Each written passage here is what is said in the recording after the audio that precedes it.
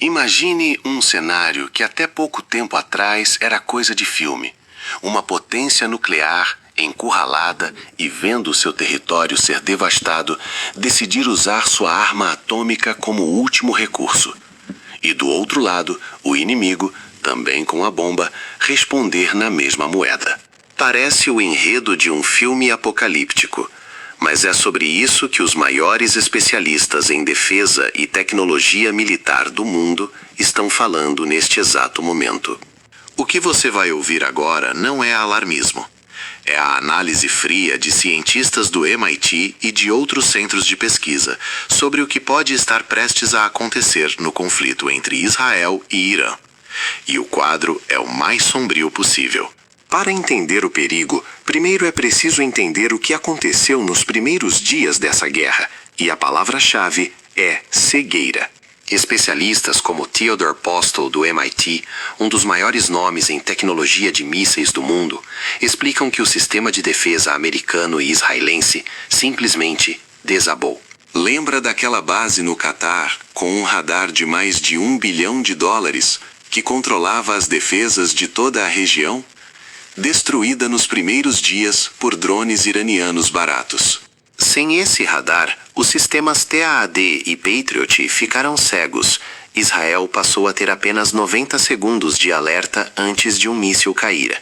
E para piorar, os mísseis hipersônicos iranianos voam a mais de 10 vezes a velocidade do som e mudam de trajetória. Os sistemas de defesa foram feitos para abater mísseis que seguem uma curva previsível. Contra os hipersônicos, são praticamente inúteis. Some a isso um problema simples. Os estoques de mísseis interceptadores acabaram. Os Estados Unidos produzem cerca de 750 mísseis Patriot por ano. A demanda da guerra na Ucrânia e agora dos ataques iranianos esgotou tudo. Navios americanos precisam recuar por dias para reabastecer seus tubos vazios, saindo da linha de frente. Enquanto isso, em Israel, o cenário é de inferno. Refinarias como a de Haifa, que fornecia mais da metade do combustível do país, foram atingidas. Usinas de energia, portos, tudo sob fogo. E a taxa de interceptação? Patética. Postol estima que o míssil Patriot, de US$ 4 milhões cada, acerta o alvo em apenas 3 a 5% das vezes. A maioria daquelas explosões que vemos no céu não são mísseis inimigos sendo abatidos, são os próprios interceptadores explodindo no vazio. E aqui entra a genialidade da estratégia iraniana, preparada há décadas. O Irã não usou seu melhor arsenal no começo. Primeiro lançou mísseis antigos e drones baratos para exaurir as defesas inimigas e destruir os radares.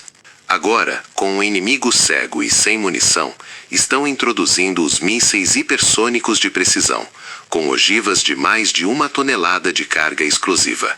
E esses mísseis estão guardados em cidades subterrâneas, escavadas em montanhas de granito e sob o leito do mar, preparadas há 40 anos.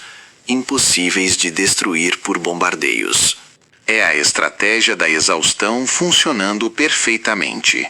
E, no meio desse caos, o Irã aplicou um golpe de mestre no tabuleiro geopolítico.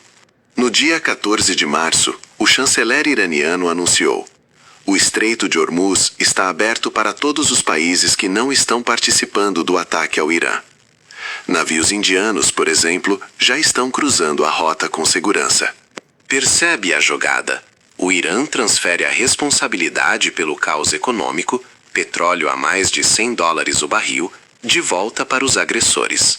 Por que a França, Alemanha ou Itália arriscariam seus navios de guerra para proteger uma rota que já está aberta para eles?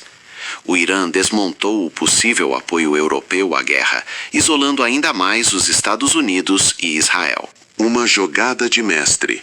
O Irã se apresenta como guardião responsável do estreito, não como causador do caos. E é aqui que chegamos ao ponto mais crítico. Ao ponto que ninguém queria chegar. Diante da derrota convencional iminente, Benjamin Netanyahu pode recorrer à opção sanção, o uso de armas nucleares como último recurso para morrer levando o inimigo junto. Aliás, começa a correr boatos hoje, dia 17 de março, de que Netanyahu estaria morto. Isso porque ele não esteve presente à última reunião do Conselho de Guerra. Será? Mas voltemos ao assunto principal. Postol não usa meias palavras. Esse homem é um maníaco homicida. E um maníaco homicida, vendo seu país ser devastado dia após dia, com Tel Aviv e Haifa sob fogo constante, pode sim apertar o botão. Mas há um detalhe que pode ter passado despercebido. O Irã tem hoje cerca de 450 quilos de urânio enriquecido a 60%. Em poucos dias, esse material pode chegar a 90%, grau militar, suficiente para pelo menos 10 ogivas nucleares do tamanho da bomba de Hiroshima. Será que o Irã já não fez esse enriquecimento a 90%? E essas ogivas podem ser montadas em mísseis hipersônicos, contra os quais, como vimos, não há defesa possível. Portanto, a pergunta não é se o Irã pode ter a bomba, mas quando decidirá tê-la. E tudo indica que a decisão já foi tomada, se já não o fez. Se Israel lançar uma ogiva nuclear tática contra uma cidade de mísseis iraniana, a resposta será rápida e igualmente nuclear. O resultado, o fim de Israel como Estado, um inverno nuclear regional, a contaminação de todo o Golfo Pérsico e o fim do fluxo de petróleo global.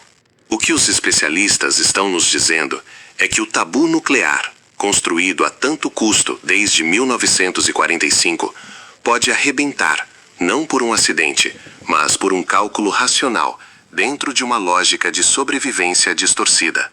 Israel, encurralado e sangrando, pode ver a opção nuclear como a única saída para uma derrota existencial. O Irã, com sua capacidade de retaliação garantida, pode responder com o mesmo. O mundo prende a respiração, enquanto o inferno já chegou ao Oriente Médio. E o Armagedon, como alertam os analistas, pode ser o próximo capítulo. Uma última coisa, o editor do artigo, ao final, escreveu uma nota pessoal. Ele diz: rezo para estar errado e que esses loucos recuem. É a oração de todos nós. E você, o que acha desse cenário apocalíptico? Acha que os líderes vão recuar ou estamos à beira de um abismo nuclear? Deixe sua opinião nos comentários. Não esquece de seguir o canal para mais análises. Deixe seu like. Até a próxima.